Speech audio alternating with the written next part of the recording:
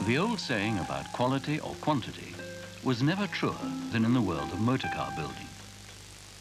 It's true that the mass production methods pioneered by Henry Ford and followed by most other manufacturers helped to put the world on wheels. But there's equally no doubt that the market for the carefully assembled, hand-finished, precision-engineered car is as strong as ever, in spite of world wars, recessions, and economic ups and downs of every kind.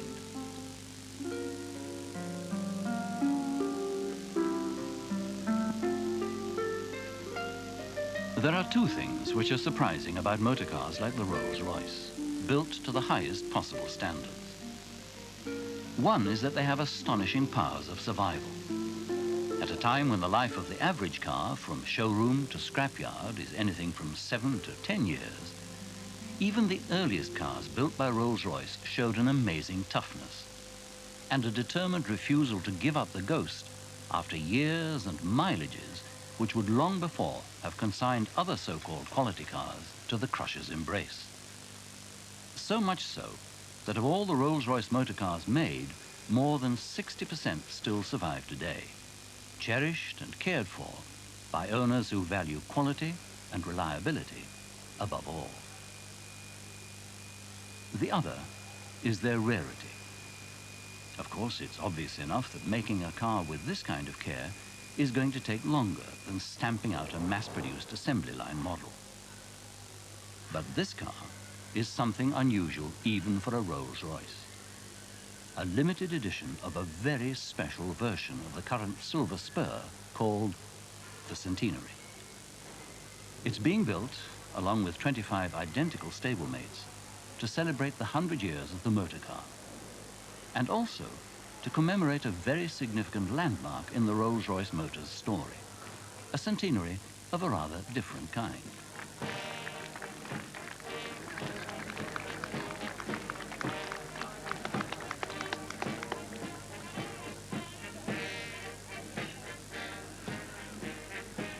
At a time when popular models can reach totals of several million cars made before a replacement is introduced, the Rolls-Royce Motors celebration may seem modest indeed.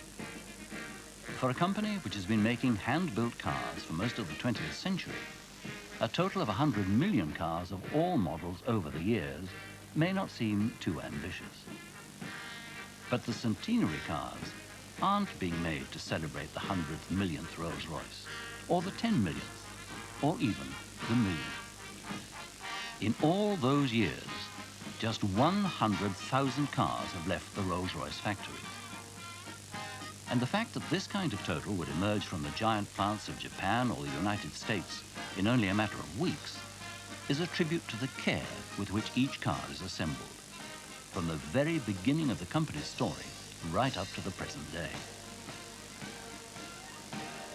It's not difficult to point to the car which actually started the story off in the first place. And it's probably fair to say it was one very like this Decauville, dating from 1901 and actually owned by John Welch from Dunmow in Essex. Sir Henry Royce bought one of these cars in 1903, and it must have given him valuable food for thought. As most cars of the time were fragile, temperamental, and unreliable, he resolved to build one where the very best engineering techniques would be used to ensure smooth, refined, and dependable transport for those who could afford the best. All he needed was someone to market his cars, and a year later he found him. Following a meeting at the Midland Hotel in Manchester, he went into partnership with the Honourable Charles Stuart Rolls, sportsman, entrepreneur, car enthusiast, and amateur racing driver, to form the world's most famous business partnership. During the following 2 years, production began with no less than 4 different Rolls-Royce models being offered to buyers. This was the smallest, with only 2 cylinders and an engine of 10 horsepower rating. This particular one is called Susie, after its registration number SU13, and is one of only 3 surviving examples of this earliest and smallest Rolls-Royce. But already, it's possible to see the guidelines that future versions will follow. The classic radiator shape, and the emphasis on sound engineering and careful assembly. But it was Susie's successors which carried the story forward over the next 20 years. The larger 20 horsepower model laid the foundations of the Rolls-Royce reputation for speed and endurance by winning the 1906 Isle of Man TT with Rolls at the wheel. And the largest model of all, the splendid 4050 horsepower, became one of the all-time classic designs, the Rolls-Royce Silver Ghost. This one belongs to Lord Montague of Beaulieu and dates from 1909, but it shows the style and the imposing proportions of the cars very well. Kept at the National Motor Museum in Beaulieu, it's in regular use for weddings as a tribute to its utter reliability. And that's a quality which was proved in this other Silver Ghost, 2 years younger. When the car was brand new and being used by the company as an experimental car, it was driven by E.W. Hives from London to Edinburgh, locked in top gear. A remarkable achievement on the rough roads of the time. The only halts were to take on fuel and to cope with the inevitable punctures. Every Rolls-Royce ever made is an heir to the company's long traditions. And 2 of those traditions can be seen on the front of today's cars. One is the famous linked RR logo etched in black on the front of the radiator. The other is the Flying Lady mascot, which dates back to 1911. Officially called the Spirit of Ecstasy, she was originally introduced to help maintain the dignity of the mark. There was at the time a fashion among many owners to fit all kinds of frivolous and flippant mascots of their own on top of the plain radiator cap. Far better, thought the company, to fit a more tasteful piece of sculpture to remove the temptation. And there she has been ever since. The mascot is still molded to the original design, though there have been some changes over the years. The original castings became highly prized and were easily removed, so owners carried spare plain caps to use whenever the car had to be left unattended. Today's Flying Ladies are fixed, but with a spring mounting to avoid causing injuries in the event of an accident. It was the Silver Ghost which took Rolls-Royce to the pinnacle of world fame. Different versions of the car were turned out until well into the 1920s, and in the end, more than 6,000 were made. Because of the kind of market at which the car was aimed, its virtues of solidity and refinement were more important than superficial engineering or styling changes. And it was actually tough enough and reliable enough to be pressed into military service during the Great War. And this is what the elegant and luxurious Silver Ghost looked like when dressed for war, carrying 3 tons of armor plate and a massive gun turret. More than 400 were made, and their users ranged from Lawrence of Arabia to the Royal Air Force. In fact, the last of them were only retired in 1941, a quarter of a century after they were first built, after serving in another world war.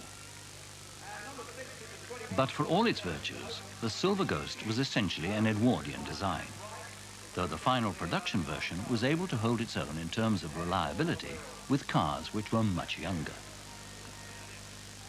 This 1921 Silver Ghost recently covered almost 4,000 miles touring through Sweden and Finland, Russia, Poland and Germany in 9 days on the road, a feat which would deter many cars a fraction of its age. But some owners wanted cars which were smaller and less imposing, while others wanted the traditional style and opulence. So Rolls-Royce replaced the Silver Ghost at last by 2 designs. The smaller, lighter Rolls-Royce 20 horsepower, which was to provide the basis for all the company's smaller models right through to the outbreak of war. It had a new overhead valve engine with coil ignition and a 3-speed gearbox. But the most obvious difference was the radiator. Still the classic shape, but now fitted with a set of horizontal shutters. The 20 proved very popular with customers, and almost 3,000 were built by the end of the decade. As always, the coach builders of the day provided a choice of alternative body styles. This one is by a company called Page & Hunt, and it's a very rare Doctor's Coupe version. This style of compact coupe was popular between the wars to carry doctors on their daily rounds. For customers who still wanted style and opulence in the traditional manner, the Phantom One used the chassis of the Silver Ghost, but extra performance was provided by a larger six-cylinder engine with narrowed bores and a longer stroke, and pushrod-operated overhead valves. But it was much more expensive. This version cost almost £4,000 when new, compared with £2,500 for a brand new Rolls-Royce 20 horsepower. And this one, built for diamond millionaire Otto Oppenheim, had some hidden extras, literally. A set of secret compartments were built into the car for carrying diamonds, safe from prying eyes and thieving hands. By the 1930s, several changes had taken place in the company, which were reflected in the cars they built. As coach-built bodies became bigger and heavier, engines had to be larger and more powerful to provide the power and performance which owners were looking for. The Phantom One gave way to the Phantom Two. This version dates from 1930, and it was given an entirely new chassis with improved springing and a lower center of gravity. But better handling was only half the battle, and later models like the Phantom 3, this one was made just before the outbreak of the Second World War, were fitted with a complex V12-cylinder engine in place of the original straight six, which had descended from the engine used in the Silver Ghost. In the meantime, the 20 had been replaced by the 2025, with widened bores and a 3.5-litre version of the small six-cylinder engine. A similar engine was also used for the first Bentley to be made by Rolls-Royce, after their takeover of the famous sports car maker in 1931. The splendid 3.5-litre, introduced in 1933 and which appealed to the more sporting-minded drivers. But performance was even more important in the smaller cars. And so 1936 saw the replacement of the 2025 by the 2530 model, with a 4.25-litre version of the six-cylinder engine. An engine also fitted in the Bentley 4.25-litre, which replaced the 3.5-litre version in the same year. Each of the cars could be fitted with a variety of bodies from a wide range of coach builders.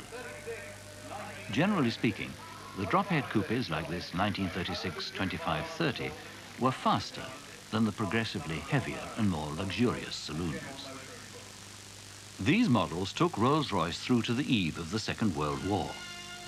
Although their replacements were on the stocks, the Rolls-Royce Wraith and the Mark V Bentley, less than 500 were made before the outbreak of fighting brought new priorities. High on the list was the production of the brilliant Rolls-Royce Merlin aero engine for the Hurricanes, Spitfires and Lancasters of the Royal Air Force in several new purpose-built factories. The first of these, in Crewe, was to become the base for car production after the war. And it was from this plant that designs like the Bentley Mark VI were to emerge once conditions were back to normal. The engine of the original Mark VIs was a 4.25-litre six-cylinder unit similar to the pre-war cars. But in 1951, it was increased to 4.5 litres, again in the interests of higher performance. Once again, the engine was used in the parallel Rolls-Royce models, like this 1947 Silver Wraith Sedanka de Ville, which was used for European touring by its owners, where the ample space provided sleeping room inside the car in an emergency. In 1949, the Silver Wraith was joined by the Silver Dawn. This one dates from 1954 and is still in pristine condition after more than 117,000 miles on the road. 1955 saw both models being replaced by the first of the Silver Clouds and its Bentley equivalent, the S series. This one was built in 1956, and it's gone even further, with more than 300,000 miles under its wheels so far. In 1959, the Silver Cloud and the S series were succeeded by the Silver Cloud II and the Bentley S2, and in 1962 by the Silver Cloud III and the Bentley S3. The progression was, in design terms, as smooth as the performance of the cars themselves. But in 1965, there was a more dramatic replacement, with the introduction of the radically restyled and technically quite revolutionary Silver Shadow and T series, which were to continue in production until 1980. During that time, though, other exotic variations were added to the range, like the Corniche convertible and the Camargue coupe, both of which set new levels of comfort and refinement, even by Rolls-Royce standards. The story returns to the present day with the introduction of the Silver Spirit and Silver Spur in 1980. At the same time, the Bentley T2 was replaced by the Bentley Mulsanne. And this was the first step in a revitalization of the old Bentley sporting reputation, which was to result in, first, the Bentley Mulsanne Turbo, which delivered performance in plenty, and in 1985, the Bentley Turbo R Sports Saloon, which adds sporting suspension and revised aerodynamics to produce a high-performance package to delight the most enthusiastic drivers. What was incredible motor car, but now, ladies and gentlemen, It all adds up to an astonishing variety of designs and ideas in what is still, by normal motor industry standards, a very small total production indeed. But if this seems a leisurely target to reach in 80 years of work, just stop to take a look at what the work involves. At just a few of the tasks, carefully executed and beautifully finished, which went into the making of the first of the Centenary cars. To begin with, there's little to separate the special cars from any other Rolls-Royce, or in the basic engineering processes from any other car in the world. The cutting, shaping, stamping and welding of the metal is fundamental to every model. But the Rolls-Royce methods rely much more heavily on careful craftsmanship and meticulous inspection to make sure that standards never slip. The classic radiator grille, for example, isn't stamped out on a press in a few seconds. It's shaped and soldered, smoothed and polished, so that each one is a handmade trophy of the craftsman's skill. And the Flying Lady mascot is cast just 10 at a time, using the traditional lost wax process, still unrivaled for quality and fineness of detail in the finished sculpture. Other stages in the production of any Rolls-Royce, or Bentley for that matter, set them apart from virtually all other cars made anywhere in the world. The hand cutting and stitching of the finest hides to make the seats and interior upholstery, for example. The careful matching and shaping of the burr walnut dashboards. The hand assembly and individual running in of every single engine for every single production car made. Even when the cars are finished, the care extends to searching for and identifying every single unexplained noise or vibration, either from the engine, or from the body, or the suspension, which can involve some unusual acrobatics.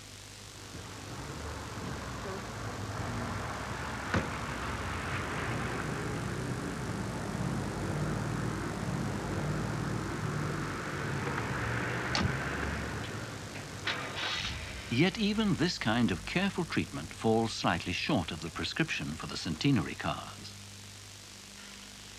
Emphasizing a tradition going back to the first Silver Ghosts and the names of so many models right up to the current Silver Spur, the Rolls-Royce craftsmen fit inlaid silver monograms into the immaculate burr walnut door capping rails and into the walnut picnic tables, which fold away into the backs of the front seats. The back seat armrest holds a tray with a notepad and pen, and a console between the front seats holds a pair of specially engraved silver flasks and Waterford crystal glass tumblers.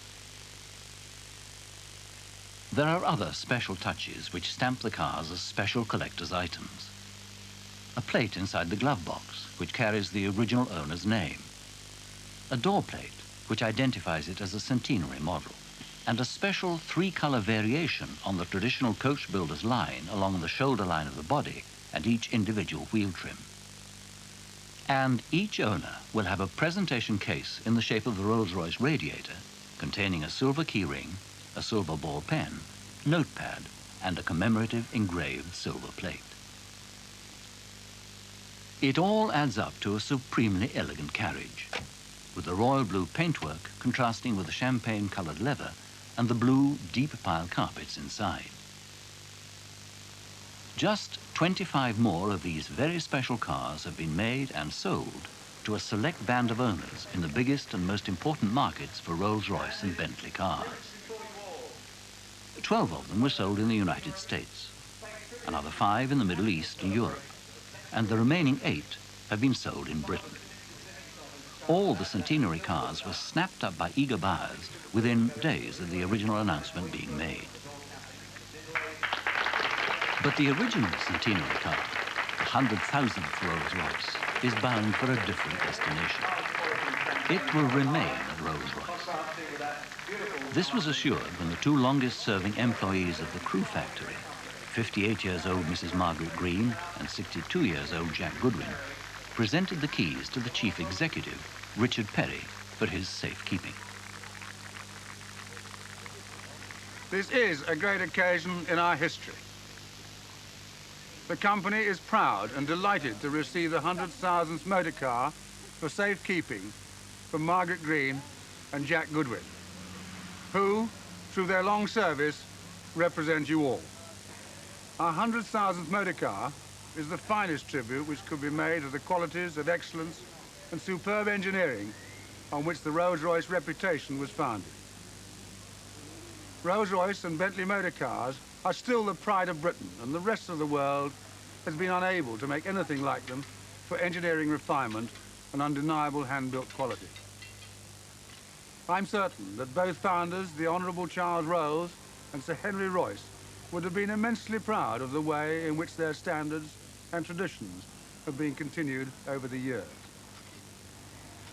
When people speak of our company's name around the world, their words of praise have real meaning and are a valuable recognition of your skills and craftsmanship.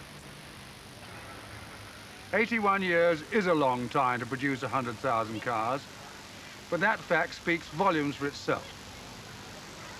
This is one of the great milestones in our fascinating history, and I want you all to take considerable satisfaction from this ceremony, because we know together that we have continued and often enhanced those qualities and standards established so correctly generations ago.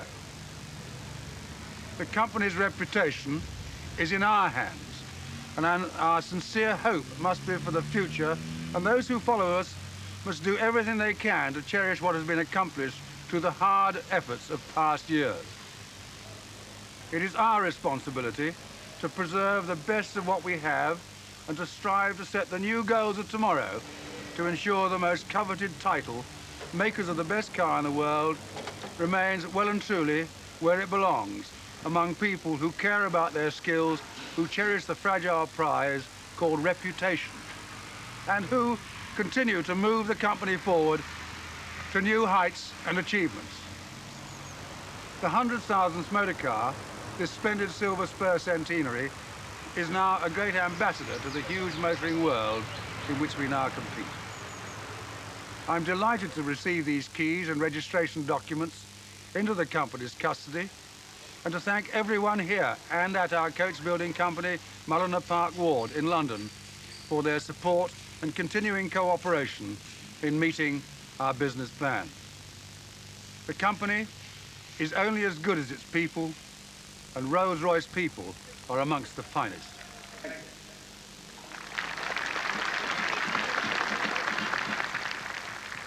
The 100,000th car will join another special Rolls-Royce.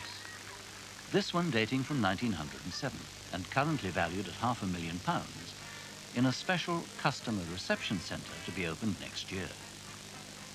This is the original Silver Ghost, which has already covered over 500,000 miles, showing would-be customers something of the Rolls-Royce virtues. It's a message which the buyers of the cars seem to have taken to their hearts over the years, as it's estimated that as many as 65,000 of that first 100,000 cars are still in existence. And there, in time, the Silver Ghost and the 100,000th car, the Silver Spur Centenary, may well be joined by another special Rolls-Royce. The company's 200,000th car and its successors?